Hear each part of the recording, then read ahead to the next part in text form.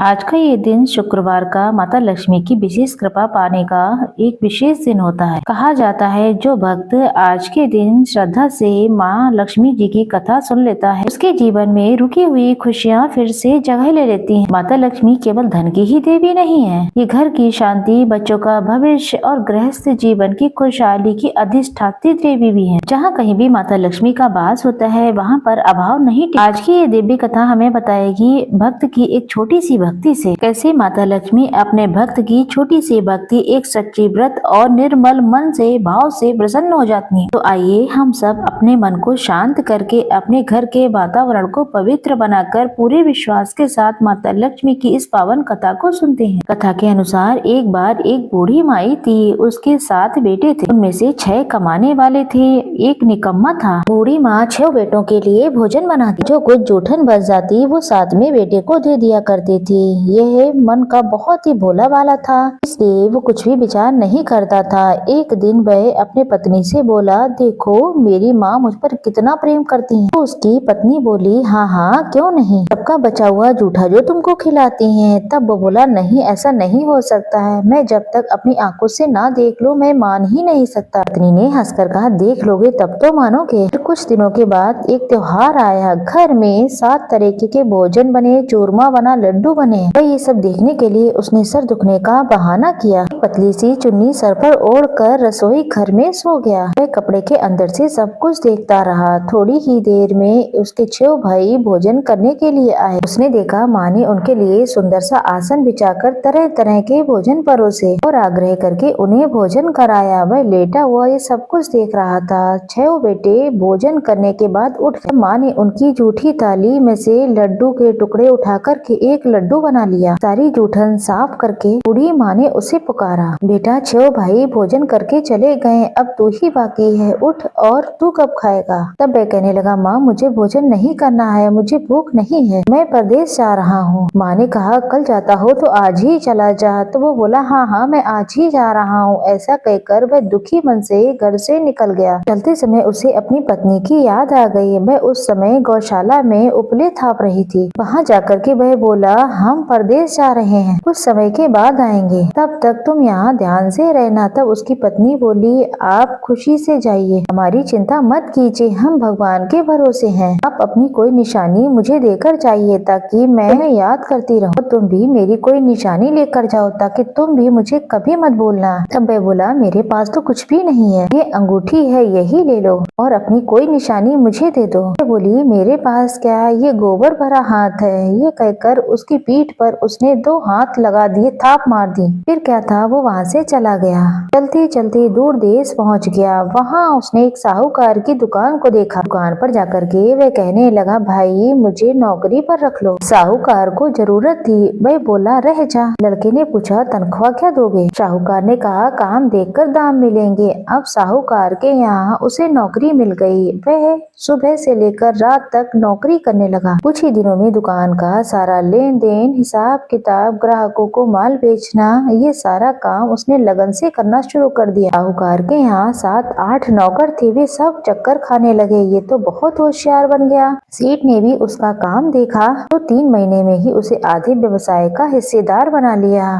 वह कुछ ही वर्षों में वहाँ का नामी सेठ बन गया। एक दिन मालिक सारा कारोबार उस पर छोड़कर यात्रा पर चले गए। अब पीछे उसकी पत्नी पर क्या बीती ये भी सुनिए। अब क्या था, सास ससुर उसे दुख देने, सारी गृहस्थी का काम करा के उसे लकड़ी लेने के लिए जंगल भेज दिया जाता था। किसी बीच घर के आटे से जो भूसी निकलती थी उसी से रोटी बना करके रख दी जाती थी और फूटे नारियल के खोपड़े में उसे पानी दे दिया जाता था। इसी तरीके से ये दिन बीत रहे थे उसके। एक दिन वो लकड़ी लेने जा रही थी तो रास्ते में बहुत सारी स्त्रियां संतोषी माता का व्रत करती हुई दिखाई दी उसे। वह वहाँ पर खड़ी होकर कथा सुनने लगी और कहने लगी, बहनों तुम किस देवता का व्रत कर रही हो, इसको करने से क्या फल मिलता है, इस व्रत को करने की क्या विधि है। यदि तुम अपनी इस व्रत का विधान मुझे समझाओगी तो मैं आपका बड़ा ही एहसान मानूंगी। तब उनमें से एक स्त्री बोली, सुनो ये संतोषी माता का व्रत है, इसको करने से निर्धनता और दरिद्रता का नाश होता है, घर में लक्ष्मी आती है, मन की चिंताएं दूर हो जाती हैं, घर में सुख सोने के बाद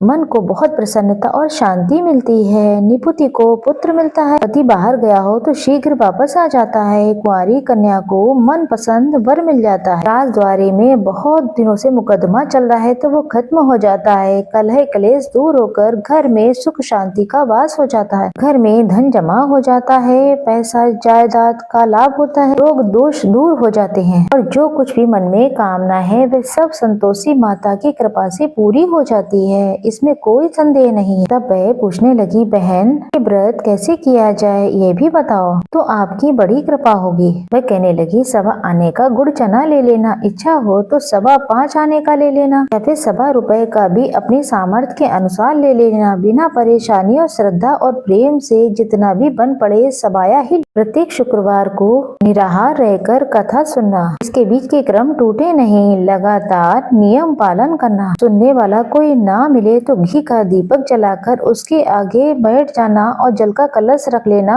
और सामने बैठकर कथा कहना। परंतु नियम ना टूटे। जब तक कार्य सिद्ध ना हो नियम का पालन करना और कार्य सिद्ध हो जाने पर व्रत का उद्यापन करना।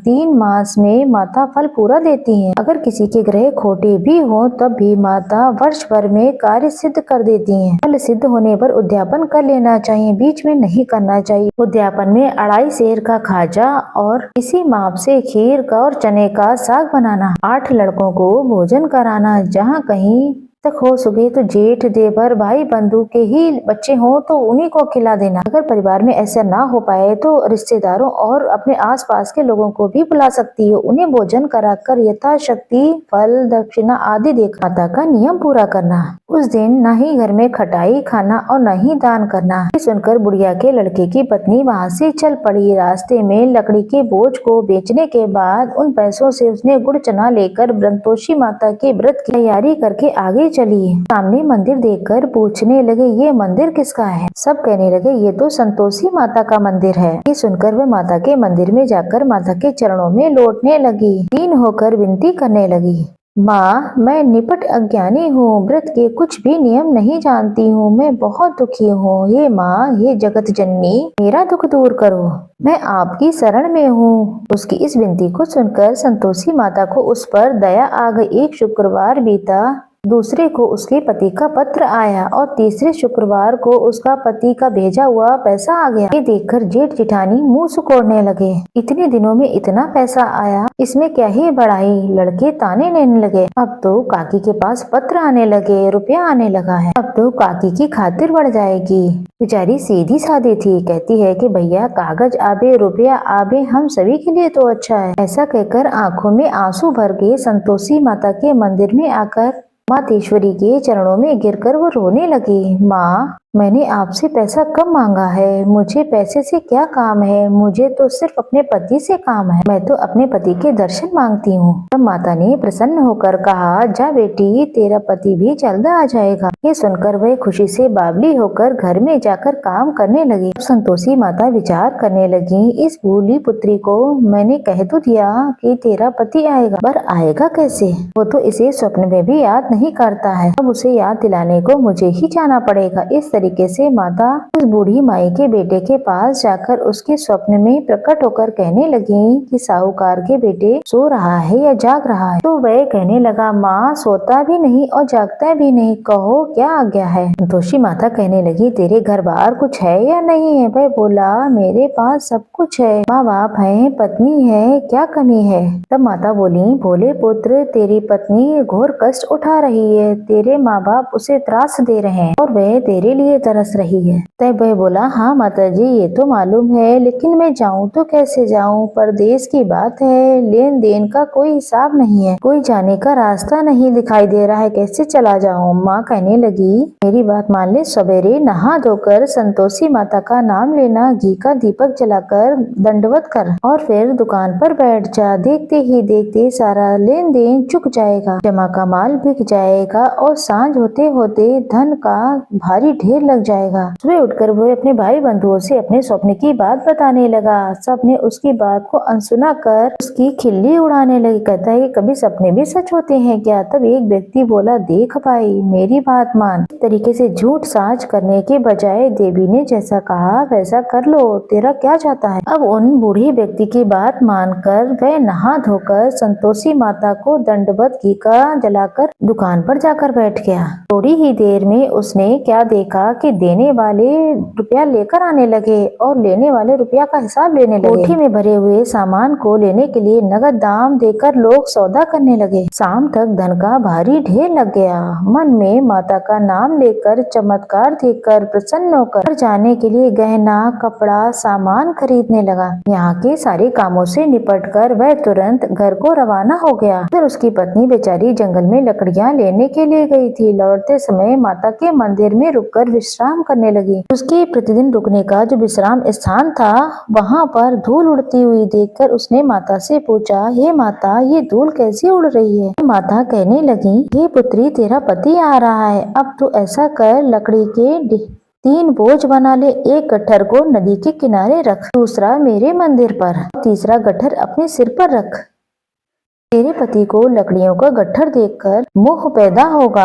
वो यहाँ रुकेगा, नाश्ता पानी खाकर माँ से मिलने जाएगा। अब 2 लकड़ियों का गट्ठर उठाकर जाना और चौक में गट्ठर डालकर जोर से आवाज लगाना, लो सासू जी, लकड़ियों का गट्ठर लो, भूसे की रोटी दो, नारियल के खोपड़े में पानी दो, आज मेहमान कौन आया है। संतोषी माता की बात सुनकर और प्रसन्न लकड़ियों के 3 गट्ठर बना लिए, एक नदी के किनारे पर और एक माता के मंदिर पर रख दिया। इतने में ही मुसाफिर आ पहुंचा। सूखी लकड़ियां देखकर उसकी इच्छा उत्पन्न हुई कि हम यहीं पर विश्राम कर लें और भोजन बनाकर खाकर गाँव चले जाएं। इसी तरीके से वहाँ रुक कर भोजन बनाकर विश्राम करके वे गाँव को गया। सबसे बड़े ही प्रेम से मिला। उसी समय सिर पर लकड़ी का गट्ठर लिए उसकी उतावली सी पत्नी आ गई। लकड़ियों का भारी बोझ आंगन में डालकर उसने जोर से 3 आवाजें लगाई, लो सासू जी, लकड़ी का गट्ठर लो, भूसे की रोटी दो, आज मेहमान कौन आया है। सुनकर उसकी सास बाहर आकर अपने दिए हुए कष्टों को भुलाने के लिए कहने लगी, बहू ऐसा क्यों कहती है, तेरा पति ही तो आया है, आ बैठ, मीठा भात खा, भोजन कर, कपड़े गहने पहन। उसकी आवाज सुनकर उसका पति बाहर आ गया। उसकी उंगली में अंगूठी देखकर वह व्याकुल हो गया। उसकी कमजोर हालत को देखकर वह पहचान नहीं पा रहा था। माँ से पूछने लगा, माँ ये कौन है? माँ ने कहा, बेटा ये तेरी पत्नी है। आज पूरे 12 वर्ष हो गए हैं जब से तू गया है। ये गांव में जानवरों की तरह भटकती फिरती है, घर का कोई काम काज कुछ नहीं करती है, 4 पहर आकर खाना खाती है। अब तुझे देखकर भूसे की रोटी और नारियल के खोपड़े में पानी मांग रही है। तब वह लज्जित और दुखी होकर बोला, ठीक है माँ, मैंने इसे भी देखा और तुम्हें भी देखा है, अब मुझे दूसरे घर की चाबी दो, मैं जाकर उसी में रहूंगा। माँ बोली, ठीक है बेटा, जैसी तेरी मर्जी वैसा कर। ऐसा कहकर चाबी का गुच्छा उसने पटक दिया। उसने चाबी लेकर दूसरे मकान की 3री मंजिल का कमरा खोला और वहाँ अपना सारा सामान जमाया। एक दिन में जैसे ही राजा के महल जैसा एकदम ठाट बाट से बना दिया कमरा। अब क्या था, पत्नी सुख भोगने लगी। इतने में ही अगला शुक्रवार आया। उसने अपने पति से कहा, मुझे संतोषी माता के व्रत का उद्यापन करना है। उसका पति बोला, अच्छा, खुशी खुशी कर लो। अब वह उद्यापन की तैयारियां करने लगी। जेठानी के लड़कों को भोजन के लिए कहने के लिए गई। उन्होंने मंजूर किया। पीछे से जेठानी ने अपने बच्चों को सिखा दिया। बोली, देखो, भोजन के समय सभी लोग खटाई मांगना, जिससे उसका उद्यापन पूरा ना हो। लड़के जीवने आए, खीर, पूड़ी, भोजन सब कुछ पेट भर के खाया, परंतु खाते ही कहने लगे, काकी काकी हमें खटाई दो, खीर खाना हमें अच्छा नहीं लगता। मन बहुत अजीब हो जाता है सब देखकर। वह कहने लगी, भाई खटाई किसी को नहीं दी जाएगी, ये तो संतोषी माता का प्रसाद है। लड़के गुस्से से उठ खड़े हुए, बोले, लाओ मुझे पैसा दो। बोली बहू कुछ नहीं जानती थी। उसने उन्हें पैसे दे दिए। लड़के उसी समय हट करके इमली खटाई खाने लगे। ये देखकर संतोषी माता ने बहू पर बहुत कोप किया। संतोषी माता के कोप के कारण राजा के दूत आए और उसके पति को पकड़कर चले गए। जेठ जेठानी मनवाने वचन कहने लगे, लूट लूट कर धन इकट्ठा करके लाया है, अब सब मालूम पड़ जाएगा जब जेल में इसकी मार पड़ेगी। पत्नी से ये वचन सहन नहीं हुए। रोती हुई हुई वह माता के मंदिर में गई, हाथ जोड़कर कहने लगी, हे संतोषी माता, ये कैसा मेरे साथ हुआ? हंसाकर आप तो अपने बच्चों को रुलाने लगी। माता बोली, बेटी ने उद्यापन करके मेरा व्रत भंग किया है, इतनी जल्दी सारी बातें भुला दी। तो कहने लगी, माता मैं भूलती तो नहीं, ना ही कोई अपराध किया है, मैंने तो भूल से लड़कों को पैसे दे दिए थे, उन्होंने जाकर के खटाई खा ली, मुझे क्षमा करो माँ, मैं फिर से आपका उद्यापन करूंगी। माँ बोली, लेकिन अब भूल मत करना। बोली, अब भूल नहीं होगी माँ। वह बताइए कि अब वो मेरे पति अब कैसे वापस आएंगे? माँ कहती हैं, जा पुत्री, तेरा पति तुझे रास्ते में आता हुआ मिलेगा। वह निकल के वहाँ से चली गई। रास्ते में उसका पति आता हुआ दिखाई दिया। पूछने लगी, तुम कहाँ चले गए थे? पति बोला, इतना धन जो कमाया है उसका कर राजा ने मांगा था, मैं तो वही देने गया था। तब वह प्रसन्न होकर बोली, भला हुआ, अब आप घर चलो। कुछ दिनों के बाद शुक्रवार आया। तब वह बोली अपने पति से, मुझे माता का उद्यापन करना है। पति ने कहा, करो। तब वह फिर से जेठ के लड़कों के पास भोजन के लिए कहने गई। जेठानी ने एक दो बात सुनाई और सभी लड़कों को सिखाने लगी कि तुम सब लोग पहले की तरह खटाई मांगना। तो लड़के भोजन से पहले ही कहने लगे, हमें खीर नहीं खानी है, हमारा जी बिगड़ता है, कुछ खटाई खाने को दो। बोली, खटाई किसी को नहीं मिलेगी, आना हो तो आओ। वे नहीं आए तो ब्राह्मण के लड़के को बुलाकर उन्होंने भोजन कराने लगी। यथाशक्ति दक्षिणा की जगह एक एक फल उन्हें दे दिया, जिससे संतोषी माता प्रसन्न हुई। माता की कृपा होते ही 9वें मास में उसे चंद्रमा के समान एक पुत्र की प्राप्ति हुई। पुत्र को पाकर वह प्रतिदिन माता के मंदिर में जाने लगी। माँ ने सोचा, ये तो रोज आती है, आज क्यों न इसके घर में चली जाऊं, जाकर इसका आश्रय तो देखूं। ये विचार करके माता ने भयानक रूप बनाया। गुड़ चने से सना मुख, उसने सूंड के समान होठ, जिस पर असंख्य मक्खियां भिनभिना रही थीं। दहली पर पैर रखते ही उसकी सास चिल्लाने लगी, देखो रे देखो, कोई चुड़ैल डाकिन चली आ रही है, अरे लड़कों इस औरत को भगाओ, नहीं तो ये तो किसी को खा जाएगी। लड़के भगाने लगे, चिल्लाकर खिड़की दरवाजे बंद करने लगे। बहू रोशनदान में से सब देख रही थी। वे प्रसन्नता से पगली बनकर चिल्लाने लगी, आज तो मेरे भाग्य खुल गए, आज तो मेरी माताजी मेरे घर आई है। वे अपने बच्चे को दूध पीने से हटाने लगी। इतने में ही सास का क्रोध फट पड़ा। कहती है, पगली ये सब क्या देखकर उतावली हो रही, जो बच्चे को ही पटक दिया। वह बोली, सासू माँ, मैं जिनका व्रत करती हूँ ये वही संतोषी माता है। इतना कहकर उसने सारे खिड़की दरवाजे खोल दिए। फिर तो सबने माता के चरण पकड़ लिए और विनती करके कहने लगे, हे माता, हम मूर्ख हैं, अज्ञानी हैं, आपके व्रत की विधि हम नहीं जानते हैं, व्रत भंग करके हमने बड़ा ही अपराध किया है। हे माता, आप हमारे अपराध क्षमा करो। उनके इस प्रकार विनती करने पर संतोषी माता प्रसन्न हो गयी। बहू को प्रसन्न होकर जैसा फल दिया वैसा ही संतोषी माता सबको देना। जो भी आपकी कथा पढ़े या वे सुने, होकारा भरे, उसके सारे मनोरथ पूर्ण कर देना। सभी प्रेम से बोलिए, संतोषी माता की जय।